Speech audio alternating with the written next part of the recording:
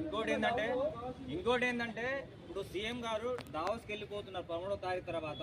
మరి మా పరిస్థితి ఏందని కూడా అది కూడా అడిగాము. దావోస్ సీఎం గారు వెళ్లే ముందు మేము ఖచ్చితంగా నేను అది దాని గురించి తెలుసుకొని నేను చెప్తాను. సార్ వెళ్ళిపోయినా కూడా గెస్ట్ వాళ్ళది ఉన్నది, కాంట్రాక్ట్ వాళ్ళ ఇష్యూస్ ఉన్నాయి, ఇవన్నీ ఉన్నాయి కాబట్టి సార్ వాళ్ళ వల్ల మమ్మల్ని లేదు అంటే వాళ్ళు ఉన్నారు, మళ్ళీ అకాడమిక్ కంటిన్యూ అవుతున్నారు కాబట్టి మమ్మల్ని మా నెక్స్ట్ అకాడమిక్ తీసుకెళ్తారనేది అందరికి భ్రమలో ఉన్నారు కాబట్టి దీన్ని ఏ విధంగా చేయాలని అడగడం జరిగింది.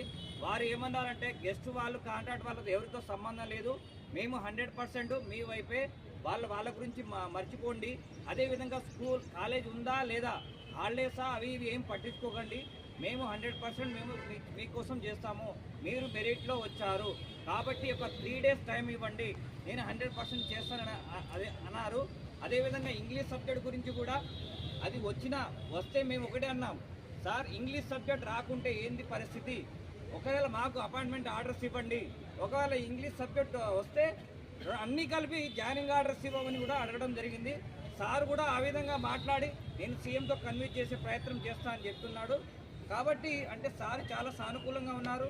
ఆర్జేడీ గారి మేడం వాళ్ళ మన ఫాదర్ గారు చనిపోయారు కాబట్టి ఒక 3 days ఆగండి, ఎందుకంటే ఆర్జేడీ గారే మొత్తం చేసేది కాబట్టి నాకు ఒక 3 days టైం ఇవ్వండి అన్నారు.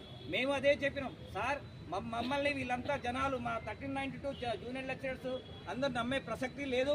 మేము గత 5-6 నెలల నుండి తిరుగుతున్నాం, సీఎం గారికి పాలాభిషేకం చేశాం, అన్నీ చేశాం, మేము గవర్నమెంట్కి అగ్నెస్ట్ కాదు, గవర్నమెంట్ సపోర్టే అని మేము చెప్పడం జరిగింది. సార్ కూడా ఈ విధంగా మీరు చేయొద్దు అంటే మమ్మల్ని నమ్మట్లేదు సార్ మా వాళ్ళు.